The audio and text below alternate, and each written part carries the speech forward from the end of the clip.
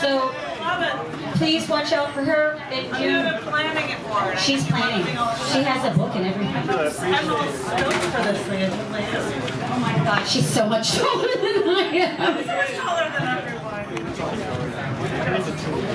I'm awesome. Thank you. I'm not I won't think I'm awesome as a person. That's for you to decide. Hi there. Hello. I am Janet. I've got 3 poems for you, and she already mentioned that I'm going to be featuring here on June 11th, which I'm super stoked about. I'm going to do song with my husband John, and poem is going to cover everything about the number 11 that I could think of personally. So I hope you enjoy the show. But in the meantime, I'm going to give you 3 entirely different pieces. I think I would go for humorous sake first. And I'm going to try a piece called An Outline to the Apex of Rites of Passage.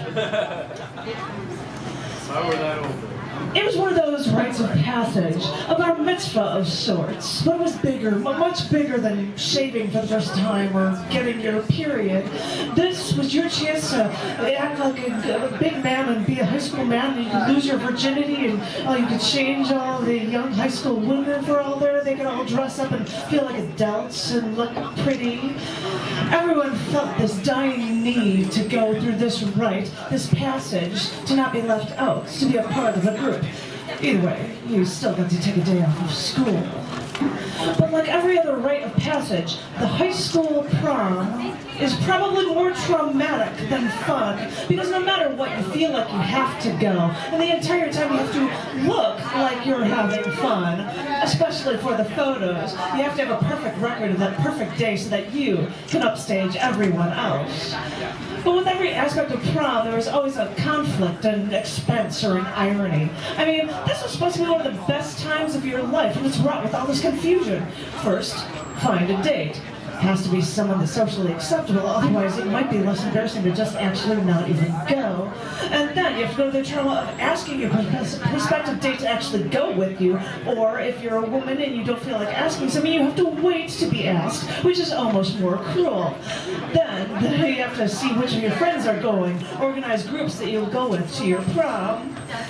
But then you have to start working on the details. For men, that means transportation, the cheapest tuxedo, they can find a corsage to buy, something that pins on, or maybe something they wear as a risk or carry like a bouquet. Oh, and don't forget the most important part, enough liquor and/or condoms. Note how suddenly the idea of multiple hookers performing anything you could possibly want would be less traumatic and less expensive. For women, the date meant picking out the right dress, the right shoes, the right purse, the right jewelry, the right perfume, the right makeup, the right hairstyle. Note how you have to then coordinate your clothes with your date. So much like real life. Then, beg your parents to let you get the dress that you picked out and wear it to the wedding, or keep the makeup and hairstyle the way you wanted it. Beg your parents to let you borrow the sports car. Beg your parents for enough money for the limo, the flowers, the clothes. Beg your parents to stay awake up past curfew. How about 6 a.m.? Just this once. Come on, it's prom. Then the big day arrives. Ditch school, because, getting your hair done and your makeup done can take you hours. And of course you have to sit a little time in the sun so you don't look like as pale as a ghost for the pictures. Then, after getting ready for an inordinate amount of time, meet up and take more pictures. This usually entails the man picking up the woman, taking pictures at the woman's parents' house, and then going back to the man's parents' house to take more pictures there. It's almost like it's as bad as this wedding. Then, you finally arrive at prom, take more pictures, talk to as many people as you possibly can, compliment their dresses and tuxedos, find out what everyone else is doing after prom, see if anyone is doing anything better than you. Note how many women are repeatedly pulling up their strapless dresses because they're going to be falling out of them. Note how many men are already drunk, and look, it's not even dinner yet. And then you have to go around and take lots of pictures with your cell phones, as many as you possibly can, and then, well, hey, let's do a group picture. Oh, well, let me take a picture with so-and-so. Then eat. Try to be Miss Manners. Try to figure out how to eat your salad without using your knife. Check to see how little all the women are actually eating. Note how many women go to the bathroom in groups. In any case, whatever you do, don't stop feeling awkward, but keep smiling. And then the dancing. Try to remember what your father taught you. Try not to look stiff.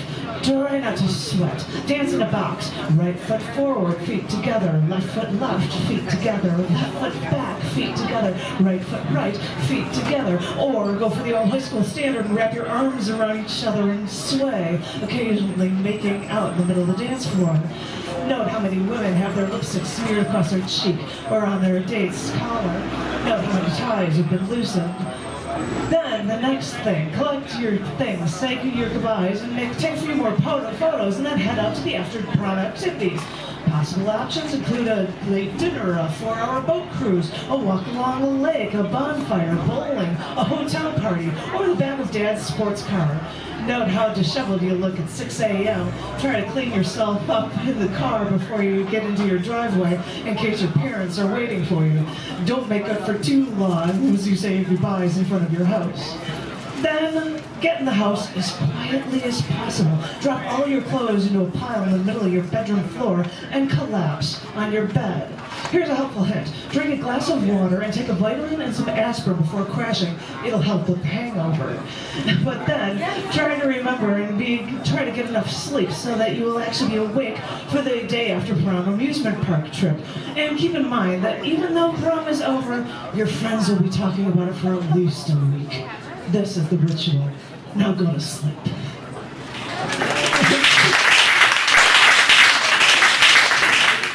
I was honored yesterday to have an hour-and-a-half radio show interview with John Mack Radio, and we talked about everything from my childhood, why you write and singing and blah, blah, blah. And it's just been released as a podcast, which is online now, those are really cool. But people were calling in and asking about, you write at hard times in your life, and I talked about how for 3 weeks I was alone with my father when my mother had died.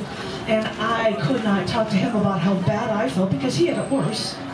and so all I could do was write excessively. And in light of my having this talk on the radio, I would share one poem that I wrote about my mom right after she had passed away. So we got to change the theme. This one's called A Little Angel Inside.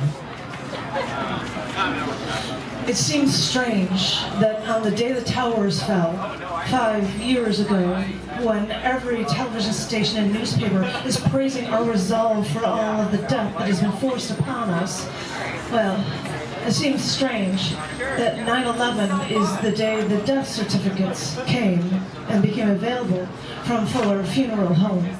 And this is the day we pick up my mother's ashes. Seems eerily strange. So they came to us with a neatly packaged cardboard box of Mom. And Christina from Fuller Funeral Home handed me a small maroon bag tied tightly shut, and she whispered to me, "These are your mother's earrings." I knew the dress we chose for her, that the dress she wore to our wedding would be burned with her in the cremation, but it never occurred to me that the earrings would survive. And here they were, in a tiny velour bag for me. I like how people try to keep something from the fall of the World Trade Centers who lived through that horrific day on 9/11. Well, maybe this is what I'll keep. If anyone argues about them, I'll say, I lost her dress that she wore to my wedding for this cremation, so these earrings are a gift to me. Sorry. I know they're clip-on earrings, and they're not real diamonds, but they're just 3 pretty little stones. Today, tomorrow, and forever. And it looks so dainty and delicate, and they're a good token for me to remember her. While we left Fuller Funeral Home today, Dad carried the paperwork, the death certificates, and I carried Mom with us in her little containers. And I think I held that little red bag like there was a little angel inside. And I had to be delicate to make sure nothing happened to it, because I'm its keeper now. I'll treat it well. I'll treasure it always. I promise.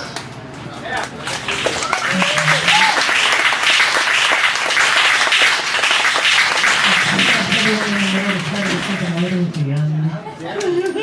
It's not like your butt is sewing to try to like cushion it, give it bookends that don't make you so sad. This one is a short one. I hope you guys like it. It's called My Future Job Options.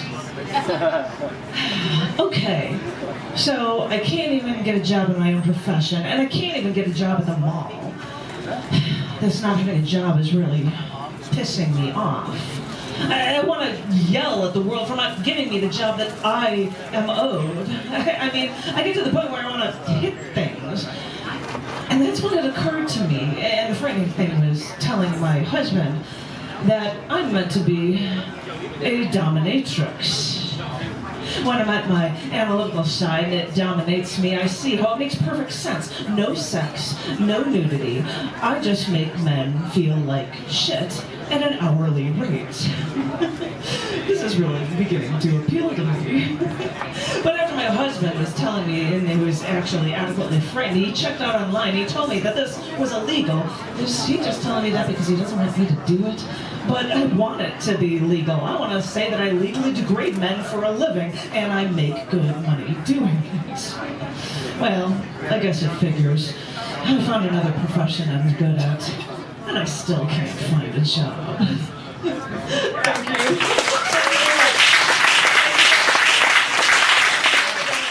And yes, come here on June 11th, and I'd love to see you all on the stage.